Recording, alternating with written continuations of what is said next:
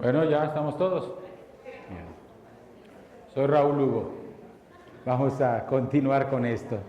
Bueno, entonces estamos tratando de dilucidar un poco juntos si podemos tener en claro algunas de las características más importantes de la predicación de Jesús sobre el reino y la manera como Él lo manifestó en sus palabras y en sus obras. Allá no nos vamos a referir exactamente a la historicidad de tal o cual pasaje, sino que si en la lectura del conjunto de las tradiciones evangélicas podemos hacernos una idea general lo suficientemente amplia como para saber de qué hablamos cuando estamos hablando de reino.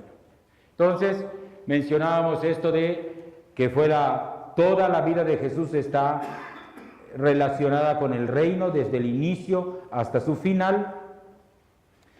Y Jesús nos sorprende de repente con una declaración que San Lucas asume allá en el capítulo 17, versículo 21.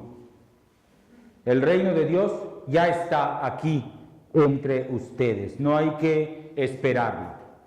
El anuncio de Jesús no es en un reino futuro, no es algo que va a venir, es algo que está irrumpiendo ya, que hay que tener ojos para mirarlo. La llegada de Dios para imponer su justicia, su gobierno, no es una intervención terrible, espectacular, no, es una fuerza liberadora, humilde, a veces oculta, pero eficaz. Está ahí en medio de la vida, al alcance de todos los que decidan acogerse a ella. La llegada de este reino es algo bueno. Así piensa Jesús. Dios se acerca porque es bueno y para nosotros es muy bueno que Dios se acerque. Jesús no aparece nunca en los evangelios pidiéndole a los campesinos con los que habla que cumplan mejor sus obligaciones religiosas. Hagan el favor de pagar el diezmo, de ir al templo a dar las primicias. No se dirige a los sacerdotes para que observen con más pureza los sacrificios.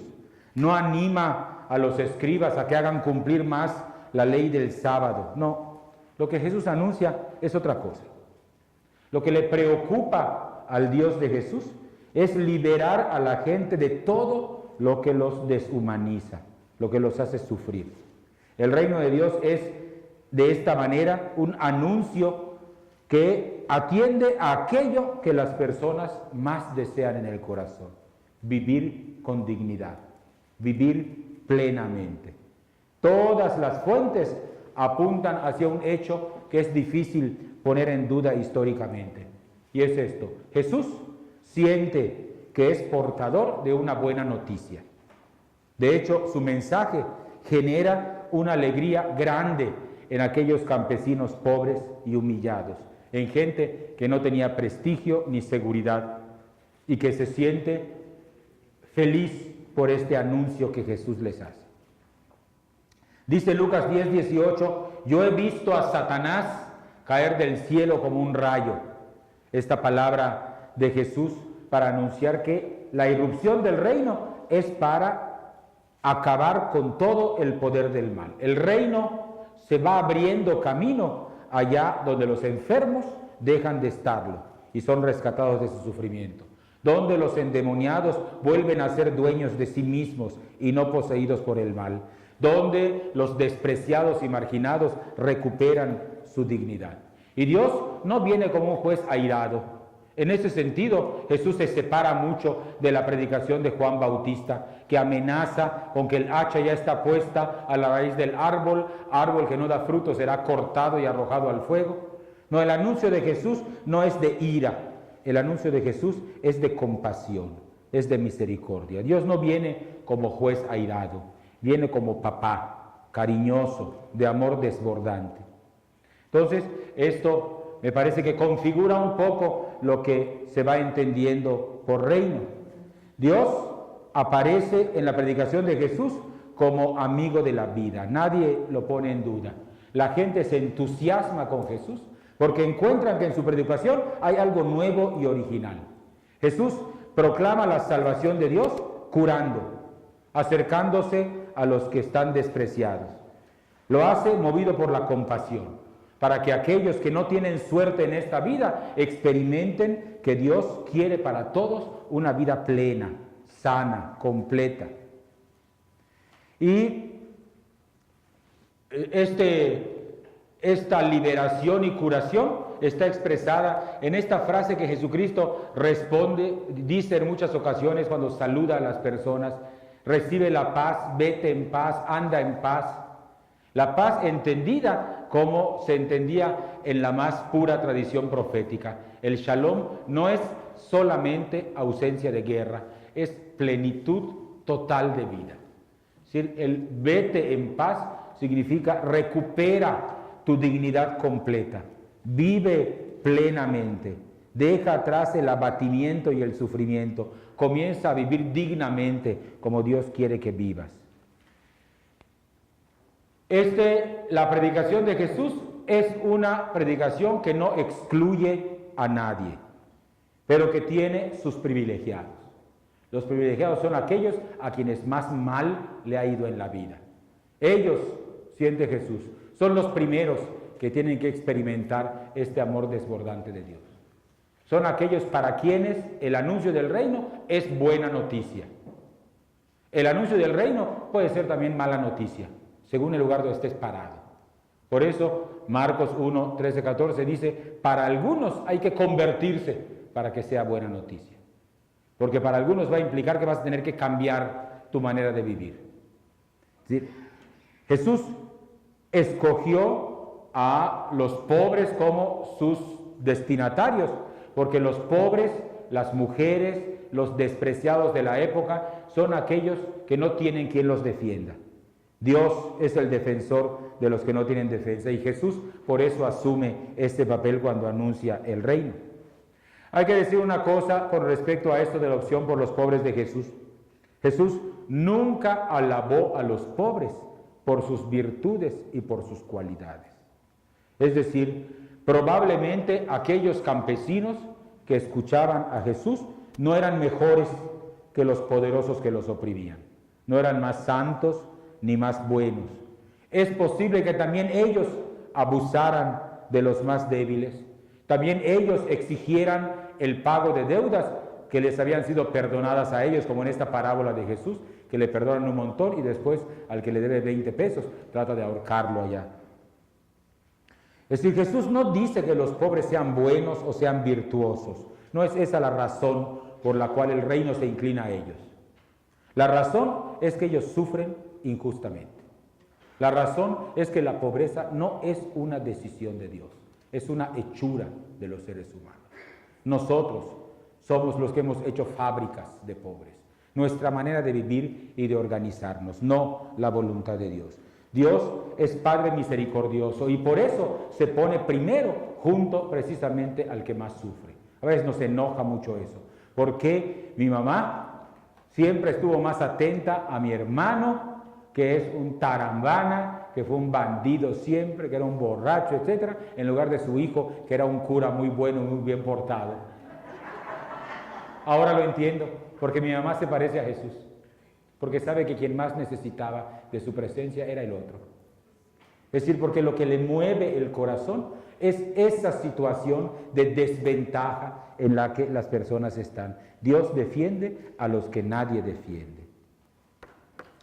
Estos pobres tienen una larga clasificación en el Evangelio. No es una masa anónima, tienen rostro. Su rostro muchas veces está sucio, está demacrado por la desnutrición, por la miseria. Muchos de estos pobres a los que Jesús acoge son mujeres, niños huérfanos, viven a la sombra de alguna familia, muchos vagabundos sin techo. Una buena parte de los oyentes de Jesús no sabían qué era comer carne ni comer pan de trigo. Cultivaban el trigo para las élites y ellos comían solamente pan de cebada. Se podían contentar con algún mendrugo de un pan de cebada o robar algunas cebollas, algún racimo de uvas. Se cubren con lo que pueden, van descalzos por el camino. Es fácil reconocerlos. Entre ellos hay mendigos que van de pueblo en pueblo, hay enfermos, ciegos, tullidos, que piden limosna en los caminos, hay esclavos que escaparon de amos crueles, campesinos escapados de sus acreedores, entre las mujeres, viudas que no encontraron marido otra vez de nuevo, esposas estériles que sus maridos repudiaron y mandaron a su casa, prostitutas obligadas a ganarse el pan para sus hijos. Estos rasgos comunes muestran a este sector. Todos ellos han sido víctimas de abuso y de atropello. Están desposeídos de todo, en enorme desventaja frente a los que tienen poder, dinero y tierra. No tienen ni siquiera un patrón que los defienda, como un esclavo tiene un amo, porque no tienen nada que ofrecer a la sociedad de su época. Es como si actualmente existiera alguien que no puede comprar. El que no puede comprar no tiene lugar en este sistema capitalista. Por eso, un terror muy grande es que te cierren el crédito en todas partes. ¿Qué pasa si no tienes crédito en ningún lado? No sobrevives. Porque aquí el que no consume no es persona. Por tanto, estos pobres de Jesús son el material sobrante del imperio. Son vidas sin futuro. Son prescindibles. No tienen nombre. Por eso es curioso que Jesús, justamente para dar dignidad, cuando se atreve a construir una parábola que habla de un rico que banquetea en su mesa, que tiene vestidos de lino y manjares en su mesa, y pone a un mendigo a su puerta, el único que tiene nombre es el mendigo, no el rico. El único que Jesús reconoce dándole un nombre es al que está afuera, aunque sea lamida sus heridas por los perros, porque el que necesita la dignidad es el que está allá afuera. Jesús vive prácticamente como uno de esos pobres. Sí, como estudiamos antes, en su juventud, en su edad temprana, como producto de su trabajo de artesano, pudo llevar una vida, digamos, no de extrema pobreza, no holgada, pero cuando menos no entre los últimos lugares. En este caso, Jesús se hace pobre entre los pobres, sin techo, sin trabajo estable, solamente buscando el reino de Dios y su justicia, como él mismo dice. Y pronto invita a sus seguidores a hacer lo mismo. Cuando el Evangelio de San Marcos, al final del capítulo 2, pone una controversia acerca del sábado entre Jesús y los fariseos. La acusación es que los discípulos iban por el camino y entraron a los patios a desgranar trigo y poder comerlo. Y lo acusan a Jesús: tus discípulos hacen lo que está prohibido hacer el sábado. Aparte de la razón de la discusión y lo que pasa en el Evangelio, este pasaje nos retrata un poco cómo era la vida itinerante de Jesús. Se morían de hambre. Tenían que comer espigas de los patios vecinos. No cometían ningún delito al hacerlo. El libro del Deuteronomio contemplaba que los menesterosos o gente que no tuviera que comer, con toda tranquilidad podía entrar y tomar una cosa que no fuera suya. Si era para su sobrevivencia, no podía considerarse un robo o una transgresión. El problema no era eso que hacían, sino que lo hacían en sábado para los fariseos. Pero muestra un poco cómo Jesús vivió un poco a salto de mata, pobre entre los más pobres. Y también el reino lo que hace es voltear un poco la tortilla. Es decir, lo que viene a hacer es poner el mundo patas arriba. Algo así se expresa en esta parábola que les coloco del capítulo 16 del Evangelio de San Lucas, esta parábola de la que estoy hablando, del rico banquetero y de Lázaro, el pobre, y que al final el reino, disfrazado en la parábola de muerte, hace que las cosas se volteen. Y aquel que gozó ahora esté sufriendo, y el que sufrió ahora esté gozando. Es una lástima que esta parábola, digamos, haya terminado con esto de la muerte de Lázaro, porque nos ha equivocado un poco y pensamos que de lo que Jesús está hablando es dándonos una clase sobre el cielo y sobre el infierno. No tiene nada que ver con el cielo y con el infierno. Es una parábola construida para mostrar el horror que Dios siente de ver simultáneamente una riqueza absoluta, desbordante, obscena, junto a una miseria total. Y que, estando juntos, el rico no voltee a ver al pobre. Por eso es tan dura la parábola al final, cuando desde su sufrimiento el rico dice, Señor, manda a Lázaro, aunque sea una gota de agua que me libere de este tormento. Y Abraham, en el seno de Abraham, le dice, ¿sabes qué? No se puede. Hay un abismo grande entre tú y nosotros. Y ese abismo no lo puso Dios, lo pusiste tú. Estaba al lado de tu casa y había un abismo grande entre tú y él. Aunque sea, mándalo para que vaya a advertir a mis hermanos, cuando menos los salvo a ellos. Y la palabra de Jesús es terrible. Si resucita un muerto, seguro van a creer. Y dice Jesús, si no atienden a la ley y los profetas, ni aunque resucitara un muerto creerían. Los corazones duros no se convencen con argumentos religiosos ni con milagros. Necesitan una profunda conversión. Claro, cuando Jesús dice eso, apunta a que el reino es efectivamente gratuito, pero no es superfluo. Es decir, implica una respuesta. Para que sea buena noticia, se necesita que haya una respuesta a la irrupción del reino. Y esto se constituye especialmente en un desafío para las personas que viven bien aquí, para quienes en lugar de compartir viven para sí mismos.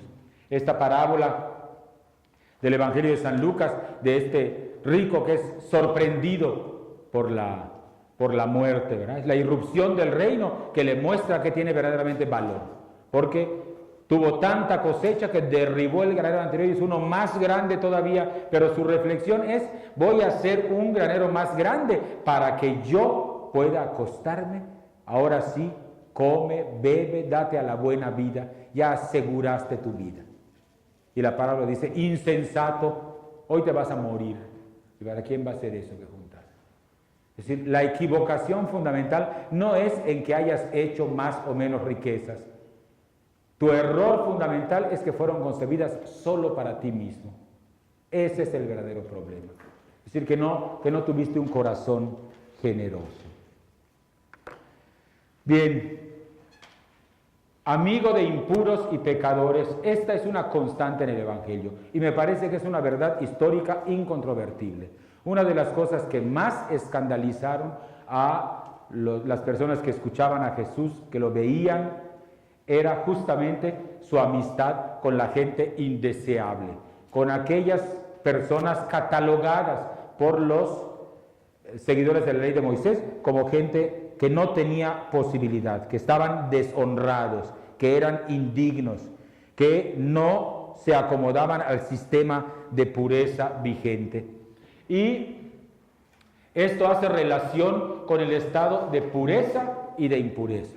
No era solamente que fueran económicamente pobres. El problema es que eran gente sin honor, sin prestigio. Como decíamos, desechables, descartables. Esto se basaba en gran manera en la famosa ley de la santidad, que, aunque su expresión es muy hermosa, sean santos como yo soy santo, derivó en la tradición interpretativa de la ley de Moisés en una serie de prescripciones, porque la santidad no era, como ahora la entendemos, de tipo moral, si eres bueno o malo. La santidad consistía en si eres puro o impuro. Y ser puro o impuro no depende de si eres bueno o malo, depende de circunstancias concretas de tu vida. Por ejemplo, las mujeres eran casi perpetuamente impuras. Podían ser muy buenas, muy generosas, muy buenas madres, muy buenas esposas, eran perpetuamente impuras, porque tenían contacto con la sangre, y la sangre dejaba impura a las personas. Entonces, cuando menos un espacio del mes eran totalmente impuras. Tenían que hacer abluciones. Entonces, digamos, el concepto de santidad no es exactamente igual que el nuestro. Tiene que ver con estas leyes de pureza y de impureza. Había una dinámica religiosa de separación, de segregación. Para ser puro hay que estar separados. No hay que casarse con extranjeros, hay que pagar el diezmo y las primicias, hay que cumplir el código de la santidad, hay que lavarse las manos hasta el codo, hay que comer solamente alimentos permitidos. Eso es lo que te hace puro. El extremo llegaba a la pureza que era requerida para el sumo sacerdote un día al año, que era el día de la expiación. La carta a los Hebreos hace mucha referencia a este día, el día llamado del Yom Kippur o día de la expiación. Era el único día en que el sumo sacerdote podía entrar al Santo de los Santos. Es decir, el templo de Jerusalén, compuesto de diferentes espacios, cada uno más restringido que el otro, un patio grandote donde podían entrar todos, incluyendo los paganos. Después un muro que rodeaba con letreros que decía: si no eres judío, no te atrevas a poner un pie adentro, te podemos matar. Entonces, si pasabas el umbral era porque eras hijo de Israel. Pasabas a un patio que se llamaba el patio de las mujeres. Ahí podían llegar las mujeres hijas de Israel. Después se pasaba al patio de Israel, como si las mujeres no fueran israelitas, ¿verdad? Pero es decir, el patio de los varones, quiere decir, donde podían entrar solamente los hombres. Y después venía el espacio dedicado a los sacerdotes, y después el templo en sí mismo, que tenía la Jekal, una especie de espacio para los sacrificios, el santo, que era un espacio un poco amplio, y el santo de los santos, un cuartito que era su recámara de Dios. Ahí vivía él permanentemente, en el imaginario de Israel. Esa era su casa. A esa casa no entraba nadie más que Dios. Podías morirte si entrabas. Tenía un velo que dividía los dos espacios. Solamente una vez al año se podía entrar allá, y solo el sumo sacerdote en funciones. Entraba el día de la expiación, el día del ayuno, para pedir perdón a Dios por sus pecados y por los pecados del pueblo. Desde semanas antes el sumo sacerdote era preparado para ese momento. No podía tener ningún rasgo de impureza para poder entrar allá. Por tanto, como solo iba a entrar un momento y salir enseguida, pero era el momento clave del año para conseguir el perdón de Dios, regularmente se recluía a los sumos sacerdotes en un espacio aparte para vigilar desde una semana antes que no tuviera contacto con nada prohibido, que no comiera ninguna cosa que no fuera permitida, que no tuviera contacto con ningún enfermo, con ninguna persona que hubiera ido al cementerio, con nadie que tuviera contacto con sangre. Quedaba prácticamente aislado. Y al final, el último día, incluso no le permitían dormir, porque tenían miedo que después de una semana de abstinencia pudiera tener alguna polución nocturna accidental y la eyaculación lo dejara impuro. Entonces lo mantenían despierto para que no se durmiera. Así que cuando terminaba ese día, lo vestían muy bien, y cuando llegaba el momento, el que más miedo tenía era el sumo sacerdote. ¿Qué tal si me muero allá adentro? Voy a entrar a la casa de Dios. Se ofrecía el sacrificio y él con una cubeta llevaba la sangre sacrificada y entraba entonces al Santo de los Santos. Ahí había una especie de altarcito con cuatro cuernos, uno en cada esquina. Solamente entraba, rociaba los 4 cuernos y salía. Eso era todo. No duraba más de 2-3 minutos allá. Para eso era toda esa preparación. Entonces después de eso salía y respiraba hondo porque sobrevivió al entrar en contacto con Dios. Entonces salía y la gente esperaba afuera, y entonces extendía sus manos para dar la bendición de esta manera.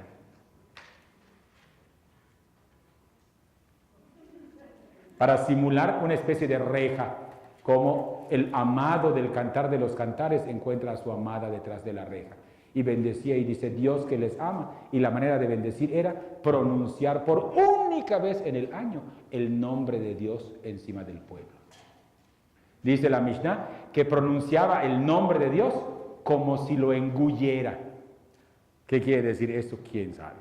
Que tenía tanto miedo incluso de pronunciarlo porque era tan sagrado, pero era lo que tenía que decir, el nombre de Yahvé, pronunciarlo sobre el pueblo.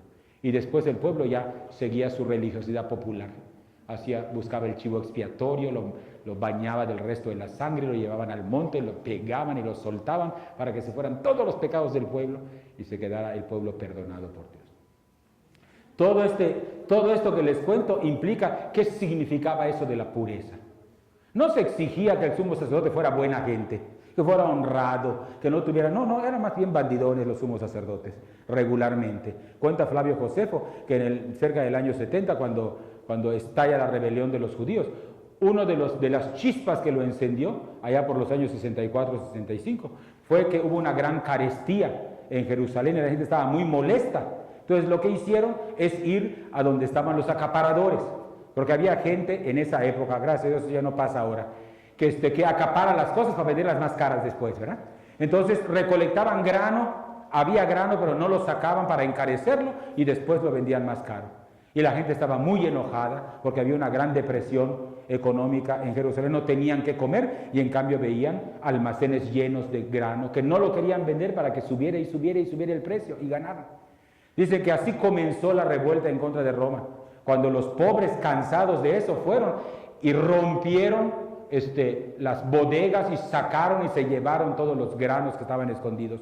Y el templo se molestó mucho porque los dueños de esas bodegas eran los sumos sacerdotes. Así que buenas gentes no eran, ¿verdad? Pero no importaba su bondad, importaba su pureza.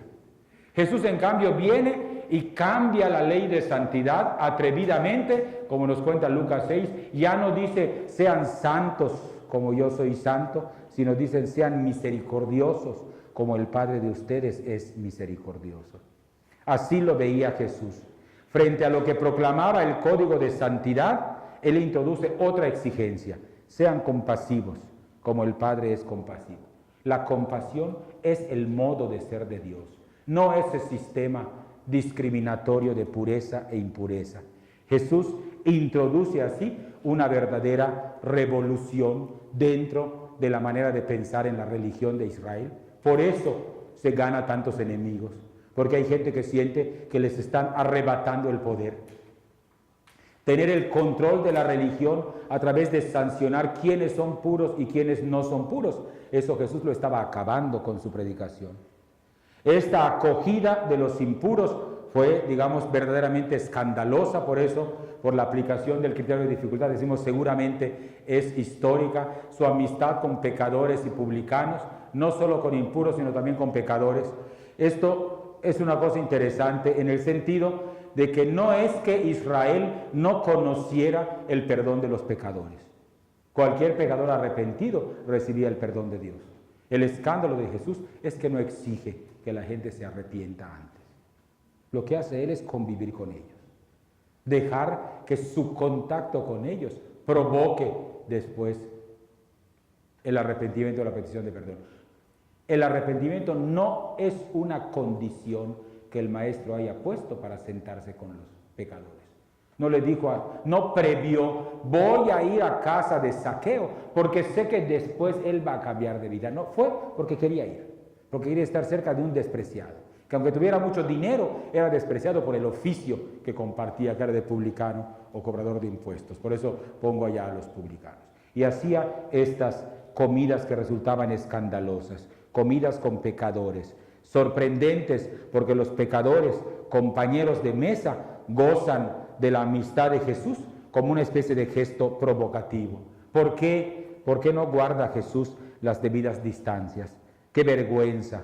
Y luego las acusaciones, ¿cómo puede comportarse así? Sentarse a la mesa de alguien es prueba de respeto, de confianza, de amistad. Compartir la mesa quiere decir que se pertenece al mismo grupo. Jesús sorprende a todos porque se sienta a comer con cualquiera. Su mesa está abierta a todos. Se sienta con prostitutas y con fariseos, si los fariseos lo invitan, como dice el capítulo 7 del Evangelio de San Lucas. Por eso cuenta la parábola de ese hombre que organizó cenas, un hombre rico, con medios, pero todos se excusan, y el dueño termina dándole la vuelta al asunto. Aquellos que fueron invitados son los que no van a poder entrar. Yo tengo hasta las 3:40, ¿verdad? No alcanzo a ver. Muy bien. Después, otro aspecto de la predicación del reino es la buena noticia del perdón. Como pongo ya, la acogida del pecador es un proceso de curación. Es decir, Jesús entiende y vive su contacto con los pecadores como un proceso de paulatina aceptación y sanación interior. Les ofrece confianza, amistad, los libera de la vergüenza, de la marginación, los acoge como amigos. Por primera vez, esta gente se siente acogida por un hombre de Dios.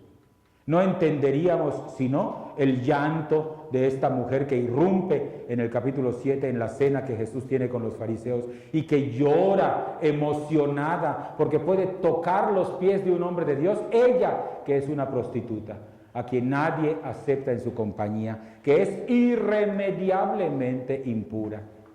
Y sin embargo puede acercarse a Jesús y tocarlo. En adelante la vida puede ser diferente. Las comidas de Jesús son por eso alegres, festivas. La alegría de Jesús se contagiaba. En ese sentido es que digo que no se podía estar triste en compañía de Jesús. No son banquetes, digamos, de libertinaje.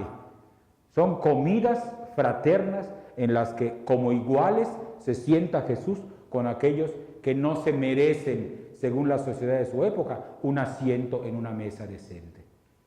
Jesús se sienta a la mesa no como juez severo, sino como amigo acogedor.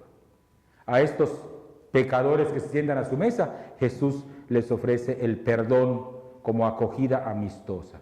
No hay ninguna declaración, no es absolvedor de pecados, simplemente acoge a los pecadores como amigos. Las fuentes cristianas han conservado dos escenas importantes. Se las coloco allá, Marcos 2:5 y Lucas 7:48, en la que Jesús de forma solemne ofrece el perdón en nombre de Dios. Ambas son escandalosas, porque no media ni la petición de perdón, es más, hasta sorprendidos quedan cuando al paralítico le dice, antes de decirle levántate y anda, le dice tus pecados te son perdonados. El otro ni está pidiendo perdón, solo está ya pidiendo salud, pero él perdona el pecado. Es decir, no es un juez que dicte sentencias, es emisario de un padre que busca recuperar a sus hijos perdidos. Su acogida a publicanos, a prostitutas, incluye el perdón de sus pecados. Pero no solamente eso, es mucho más. Sugiere que Dios está desesperado por buscar a los perdidos. Su alegría está en que nadie se pierda, que todos tengan vida digna, que tengan vida completa, que vivan como hijos e hijas de Dios, que coman y beban junto con Jesús, estos perdidos, porque ahora han encontrado esta fuerza compasiva. Esta conducta de Jesús provocó mucho escándalo, porque propone un camino distinto para llegar a Dios, no el camino de la ley como cumplimiento de cosas externas, sino el camino del reino, como corazones que acogen la misericordia de Dios. Un aspecto también muy importante es que Jesús aparece como amigo de las mujeres. Aquí hay, digamos así, una de las características, probablemente de las más escandalosas de la posición de Jesús acerca del reino, que era una posición de tal manera abierta que las mujeres podían participar del reino y podían ser no solamente amigas suyas, pecadoras acogidas, sino también discípulas y discípulas de su grupo. Bueno, aquí habría que decir una cosa, ¿verdad?, que aunque es evidente, siempre hay que recordarlo. Cuando tratamos temas de la mujer, y en el congreso pasado seguramente lo vieron con mucha más amplitud con la excelente maestra Bárbara, tenemos que tomar en cuenta algunas cosas muy elementales. Primera, todas las fuentes que poseemos sobre Jesús fueron escritas por varones. Eso ya es un dato que no podemos descontar. Como es natural, reflejan la experiencia y la actitud masculinas. Yo tengo mis ciertas dudas con algunos pasajes del Evangelio de San Juan, del cuarto Evangelio, que pueden tener algún rasgo femenino, pero en general, digamos, los textos que tenemos son escritos por varones. Segundo, los escritores varones utilizan un lenguaje sexista, es decir, que oculta las presencias de las mujeres.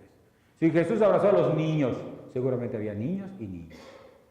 Y los discípulos siguieron a Jesús, seguramente había discípulos y discípulas. No eran mencionados, no eran mencionadas, pero estaban allá. Entonces hay que tomar en cuenta un poco eso cuando leamos los relatos. Detrás de estas, digamos, generalizaciones monogenéricas, se oculta la realidad que seguramente era distinta por el escándalo que Jesús provocó por su relación con las mujeres. Y finalmente, a lo largo de 20 siglos, todos los comentaristas en la Iglesia Católica y en las iglesias protestantes han impuesto una lectura tradicional masculina de los textos. Es hasta tiempo muy reciente que se da esto de la lectura femenina o feminista de los textos, ¿verdad? Bueno, ya tenemos allá algunas cosas del Antiguo Testamento, seguramente son cosas que ustedes ya saben, no voy a abundar mucho en ellas. Hay una impronta en algunos textos del Antiguo Testamento que provocan una visión bastante negativa de la mujer. Algunos textos de sabor mítico en los Orígenes, en la literatura de Orígenes, Génesis 2, Génesis 3, que hablan de la mujer solamente como compañera del varón, como ayuda adecuada, como una especie de apéndice. Y aunque esos mismos textos pueden leerse ahora en clave feminista y encontrar, digamos así, el otro ámbito, el peso de la interpretación recayó en que la mujer era un apéndice del varón, una propiedad del varón. Por eso, inmediatamente después, como resultado, en los códigos legales, la mujer aparece como una especie de menor de edad permanente, que necesita siempre protección, que tiene que ser cuidada, que no puede tomar decisiones por sí sola, es propiedad del esposo. Si queda viuda, pasa a la propiedad de los hijos. Solo puede ser una mujer existir socialmente si es propiedad de alguien, si está soltera del papá, si está casada del marido, si está viuda del hijo. Cuando se queda ya sin ningún varón que la soporta, es, digamos, el acabose para la mujer. Como nos cuenta el Evangelio de San Lucas, cuando Jesús se encuentra con aquel cortejo fúnebre de la viuda que lleva a su hijo allá a las afueras de Naín, el hijo de la viuda de Naín y su curación, que es uno de los pocos milagros que no le fueron solicitados a Jesús. Él se acercó porque quiso. Digamos, el drama de esta mujer que perdía el único asidero que le daba identidad social, que era el hijo varón que podía llegar después a sostenerla. Ese lo estaba perdiendo y Jesús se acerca misericordiosamente. Bien, entonces, bueno, allá en estos textos refieren lo que ya les comentaba antes, la impureza perpetua de la mujer. Todas las personas y objetos que tocaba quedaban contaminados. Por ejemplo, un varón nunca se sentaba en una silla si sabía que ya se había sentado alguna mujer, porque no podía tener la seguridad de que no estuviera en su periodo, y si lo estaba había dejado impura la silla, y la silla dejaba impura al varón que se sentaba encima. Entonces, ahí digamos, esa es la principal razón por la cual las mujeres eran perpetuamente contaminadas, no podían atravesar más que un espacio del templo, etc. Claro, la visión negativa de la mujer pues no termina solamente ahí. Los libros sapienciales abundan en considerar a la mujer frívola, sensual, perezosa, chismosa, desordenada, etc. Incluso un hombre tan culto como Filón de Alejandría dijo: mientras el varón seguía por la razón, la mujer seguía por la sensualidad solamente.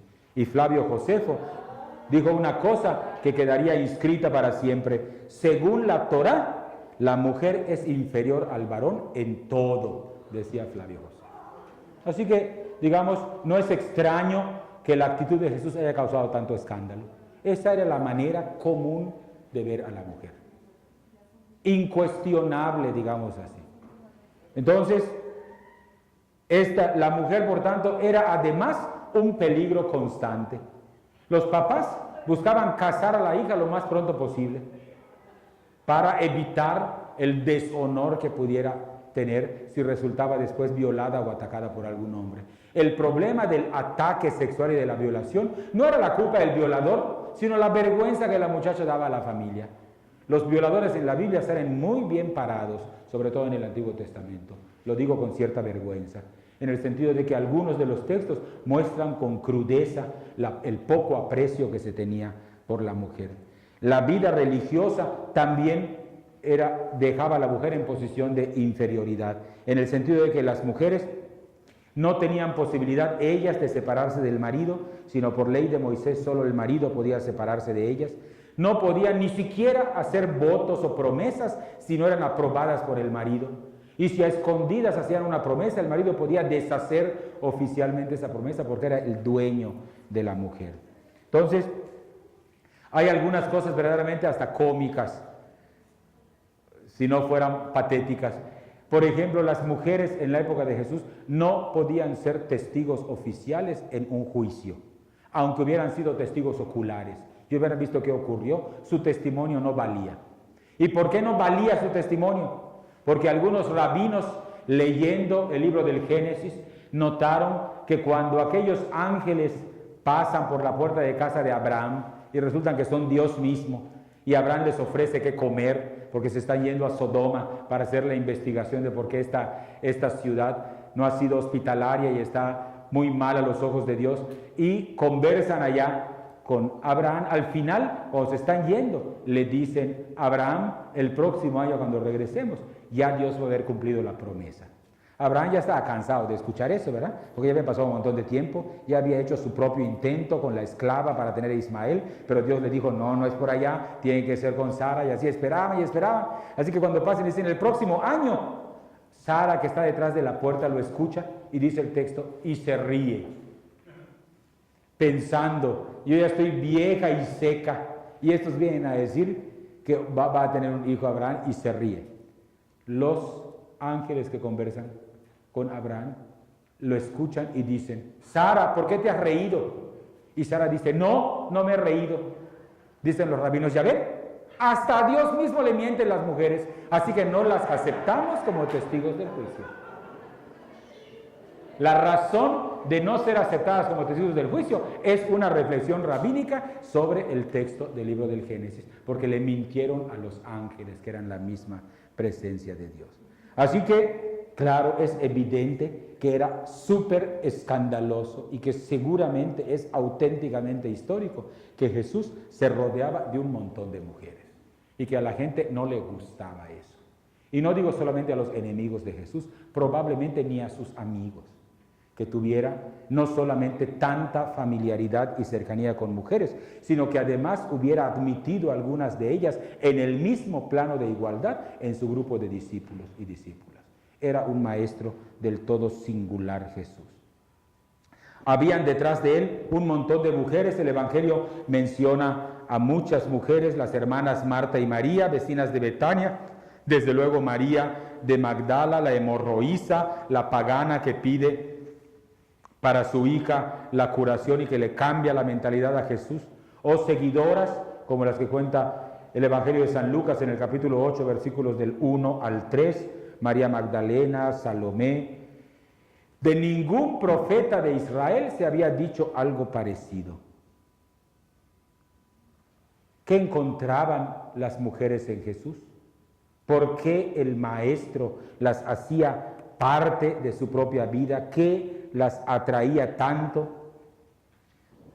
Este escándalo que provoca la cercanía de Jesús incluye a todas las mujeres que se acercan. Hay algunas que se acercan junto con sus maridos, otras que no están vinculadas con ningún varón, como Magdalena. Algunas son viudas indefensas, otras esposas repudiadas, pero en general son mujeres sin recursos, poco respetadas, la mayor parte de ellas de no muy buena fama, también algunas prostitutas. Jesús las acoge a todas.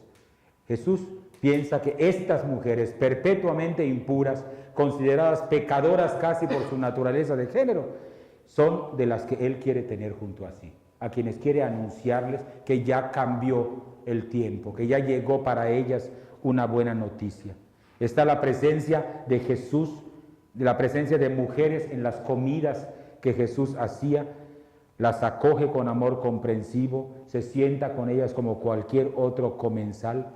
Nunca, seguramente, estas mujeres habían estado tan cerca de un hombre de Dios, de algún maestro de estos famosos. Ninguno de ellos aceptaba discípulas en su entorno. Más de una de ellas llora de agradecimiento solamente por poder estar cerca de alguien que predica. Jesús desafiaba provocativamente a sus oyentes, diciendo cosas tan graves como Mateo 21, 31, que no sé si lo puse acá, creo que no. Las prostitutas y los recaudadores de impuestos van a entrar antes que ustedes al reino de los cielos, le dice a los especialistas de la ley, a los sabios, a los santos de la época. Así que, digamos, esto es también una constante que está fuera de toda duda, estas las mujeres de Jesús. Y finalmente hay un gesto también que parece con mucha certeza ser histórico. Esto que ahora llamamos como proceso de despatriarcalización que Jesús quiso realizar en su ambiente más cercano. Es decir, en la construcción de su comunidad de discípulos y discípulas, Jesús puso desde el principio la norma de que todos eran iguales. Y todos quiere decir todos y todas iguales. Este proceso de despatriarcalización fue tan escandaloso que poco tiempo después miramos ya en algunos otros textos cómo los discípulos ya no supieron estar a la altura de su maestro cuando el maestro ya murió y resucitó, y dieron un poco marcha atrás en la igualdad fundamental de las mujeres. Una comunidad sin dominación masculina. Ahí están los textos que podrán ustedes consultar después. Quiero decir que hay huellas fuera del Evangelio, en otros textos del Nuevo Testamento, de lo rápido que fue el proceso de echar para atrás esta actitud desafiante y escandalosa de Jesús. Por ejemplo, esta alusión que hacemos a que Pablo advertía cuando recibía una tradición que consideraba sagrada y decía, yo les transmito lo que a mi vez he recibido. Dice el capítulo 15 de la primera carta a los Corintios, que Jesús murió por nuestros pecados, según las Escrituras, que resucitó al tercer día, que se apareció a Pedro, a Santiago, el hermano del Señor, y a más de 500 hermanos. Y al final se me apareció hasta a mí como un aborto, una aparición fuera de tiempo. Termina diciendo Pablo, toda su lista es de puro varón. Y los evangelios nos dicen que las primeras testigos fueron las mujeres. ¿Qué pasó? Que ya para el año 50 y pico, la tradición que Pablo había recibido de otros apóstoles, de otros discípulos, excluían a las mujeres del relato de la resurrección. ¿Qué les parece? En poco tiempo se dio, digamos, marcha atrás al proyecto igualitario de Jesús. ¿Qué ocurrió? Que delante de esto, cuando se pusieron y se recolectaron las fuentes y se pusieron por escrito, fue inevitable que todos los evangelistas, incluyendo la tradición de Juan, la tradición de Marcos y la tradición de Q, todas pusieran a las mujeres como las primeras testigos de la resurrección, para rescatar un recuerdo que ya se estaba perdiendo gracias a que las generaciones siguientes que dirigían la iglesia, pues volvieron a ser más machistas que antes de Jesús, ¿verdad? Entonces se mete este correctivo, ¿verdad? Por eso es que decimos que esta actitud de Jesús hacia las mujeres es indudablemente histórica. Y colorín colorado, aquí se acabó exactamente a las 3:20. Muy bien.